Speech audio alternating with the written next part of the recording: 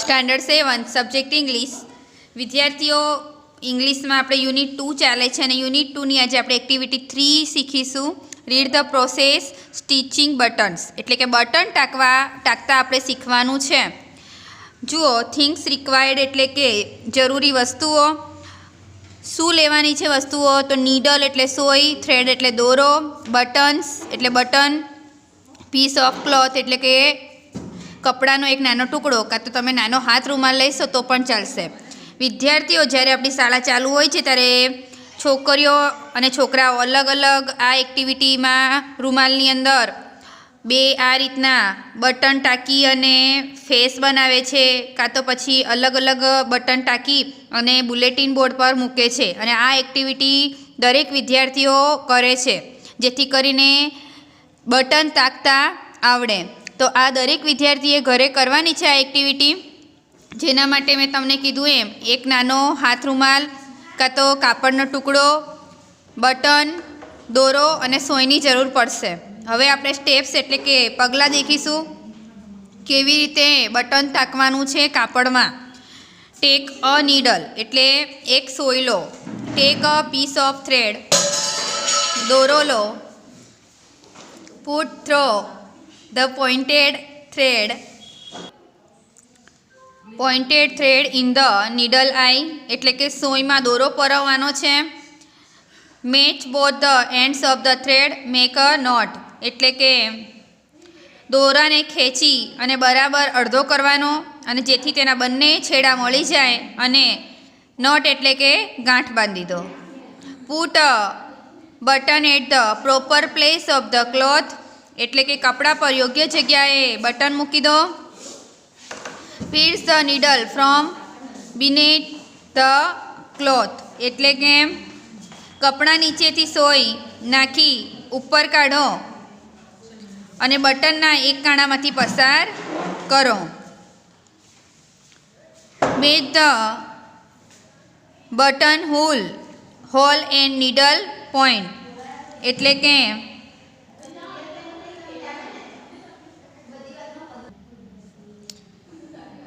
જુઓ, made the button whole and needle point એટલે કે બટનનો જે કાણું છે, હોલ છે, અને સોયનો જે પોઈન્ટ છે તેને બંનેને જોડવાના છે, એટલે કે આઘું પાછું ના થઈ જાય તેના માટે. Pass the needle through the button hole અને સોય જે બટનનું કાણું છે તેમાંથી પસાર કરવાની છે.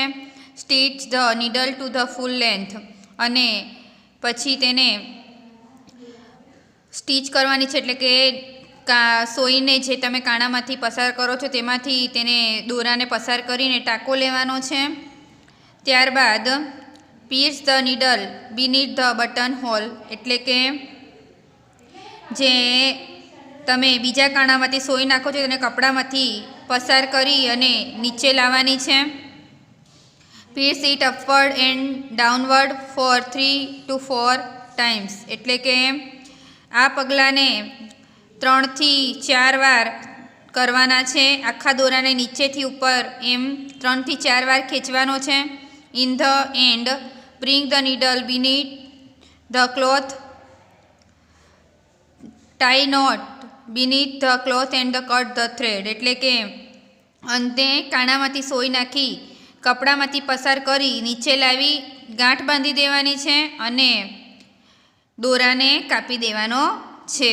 તો આ પ્રમાણે આપણી બટન ટાંકવાની આ રીત છે અહીંયા પૂરી થાય છે. આ એક્ટિવિટી ઘરે કરવા માટે દરેક વિદ્યાર્થીઓએ વાલીનો સાથ લેવાનો છે, મદદ લેવાની છે અને આ એક્ટિવિટી કરવાની છે. હવે આપણે એક્ટિવિટી 4 લઈશું. Activity 4, read the dialogue. સંવાદ વાંચો. Mahesh wants to open an account in a bank. Mahesh છે કે જેને એક બેંકમાં ખાતું ખોલાવવું છે. He goes to the bank, તે બેંકમાં જાય છે. હી મીટ્સ ધ મેનેજર, તે મેનેજર એટલે કે સંચાલકને મળે છે. Mahesh says, may I come in sir. Mahesh કહે છે, સાહેબ હું અંદર આવું? Manager says, yes you may. પછી મેનેજર કહે છે, હા તમે આવી શકો છો. What can I do for you, હું તમારા માટે શું કરી શકું છું? Mahesh says, I want an ST account to be open in the bank એટલે કે મારે બેંકમાં એસટી ખાતું ખોલાવવું છે, સેવિંગ ડિપોઝિટ. એટલે આગળ જોઈએ. Manager says okay, take this form, fill in the details. એટલે મેનેજર કહે છે સારું આ ફોર્મ લો અને બધી માહિતી ભરી દો. Mahesh says sir I have filled up the form. Mahesh કહે છે સાહેબ મેં ફોર્મ ભર્યું છે. Manager says now paste your photograph and sign it. Manager કહે છે હવે તારો ફોટોગ્રાફ ચોંટાડીને અહીં સાઇન કર. Mahesh says here it is. Mahesh કહે છે આ રહ્યું. Manager says how much money do you want be to deposit. એટલે કે કેટલા પૈસા જમા કરાવવા માંગો છો. ડિપોઝિટ એટલે જમા કરાવવા. મહેશ સેઝ ₹500. મહેશ કહે છે 500 રૂપિયા. Manager says okay now give your form and money to the cashier. સારું હવે તમારું ફોર્મ અને પૈસા કેશિયરને આપો. He will give you a passbook. તે તમને એક પાસબુક આપશે. Mahesh says thank you sir. Mahesh કહે છે આભાર સાહેબ. આ એક સંવાદ છે જે તમારે રીડ કરવાનો છે. પરીક્ષામાં સંવાદ પૂછાય છે, તમારે ધ્યાન રાખવાનું છે. હવે જેમ મહેશ બેંકમાં ખાતું ખોલાવવા માટે આવે છે ત્યારે મેનેજર તેને ફોર્મ આપે છે. તો આપણે પેજ નંબર 19 પર આપેલું સ્ટુડન્ટ્સ બેંક ઓફ ઇન્ડિયા એક બેંકનું આ પ્રમાણેનો એક ફર્મો છે. ખાલી એમ જ કે કેવું ફોર્મ હોય કે જે બેંકમાં આપણે જઈએ તો ભરવાનું છે. એટલે આ અભ્યાસ માટે છે ખાલી ફક્ત. તમે જોઈ શકો છો કે ફોર ઓફિસ યુઝ ઓનલી. એટલે કે આ જે બેંકમાં જે ઓફિસ હશે તે જ લોકો આ ભરશે. જુઓ પછી અહીંયા બધી નોટ લખી છે જે આપણે ખાસ વાંચવાની છે. જુઓ મેં પહેલી વાંચું છું. Please fill up in block letters only and use black ink for signature. એટલે કે આપણે આના અંદર જે પણ કાંઈ ભરીશું એ કેપિટલ બ્લોક લેટર્સ એટલે કેપિટલ લેટરમાં ભરવાનું છે અને સાઇન કરવા માટે કાળી બોલપેનનો યુઝ કરવાનો છે. Please leave one box blank between two words.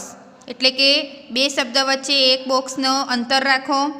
Tick the appropriate boxes. એટલે કે જ્યાં ટીક માર્ક કરવાનું છે ત્યાં ટીક માર્ક કરવાનું છે. તો આ પ્રમાણે આવી નોટ આપેલી છે. પછી જુઓ પર્સનલ ડિટેલ્સ. જેને ફોર્મ ભરવાનું છે તેને એમાં પર્સનલ ડિટેલ્સમાં ટીક માર્ક કરવાની. પછી નેમ જેમ મેં તમને કીધું એમ ફર્સ્ટ નેમ, મિડલ નેમ અને લાસ્ટ નેમ. પછી નેમ ઓફ ફાધર, હસબેન્ડ અને ગાઈડલાઇન.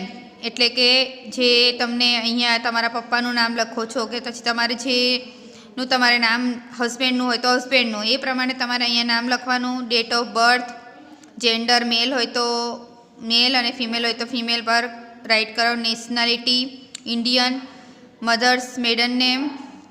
આ પ્રમાણે ફોર્મમાં જે ફિલઅપ કરવાનું છે તે તમારે એટલે તમારા મમ્મી પપ્પા બેંકમાં ખાતું હોય તો તમારા મમ્મી પપ્પાને પણ આ જ્યારે તમે હું સમજાવી રહી છું ત્યારે તેમને જોડે બેસાડીને તમે પૂછી શકો છો. અને તમે બેંકમાં હમણાં તમારાથી ના જવાય પણ મમ્મી પપ્પા પાસે બેંકમાંથી ફોર્મ મંગાવીને તમે જોઈ શકો છો કે આ પ્રમાણેનું બેંકમાં ફોર્મ આવે કે જે ભરીને આપણે સેવિંગ અકાઉન્ટ ખોલી શકીએ છીએ. તો આ પ્રમાણેનું ફોર્મ તમને ખાલી અહીંયા આપ્યું છે જોવા માટે. એવું અલગ અલગ બેંકના અલગ અલગ ફોર્મ આવે છે કે જેમાં જે આપણે ફોર્મ ભરી અને એમાં આપણે જેટલા ઈચ્છતા હોય એટલા એમ તો સ્ટાર્ટિંગથી આપણે 500 રૂપિયાથી ખાતું ખોલાવી શકીએ છીએ 500 રૂપીસથી. એવી જ પ્રમાણે પછી આપણે જેટલું સેવિંગ કરવા માંગતા હોય એટલા દર મહિને તેમાં નાખી શકીએ છીએ અને આપણું સેવિંગ એટલે કે બચત ખાતામાં બચત થાય તે પ્રમાણેનું આ તમને બચત માટેનું આ એક ફોર્મ બતાવ્યું છે જે તમે તમારા મમ્મી પપ્પાને કહીને બીજું પણ એક ફોર્મ મંગાવીને જોઈ શકો છો. તો હવે પછી આપણે નેક્સ્ટ વિડીયોમાં મળીશું.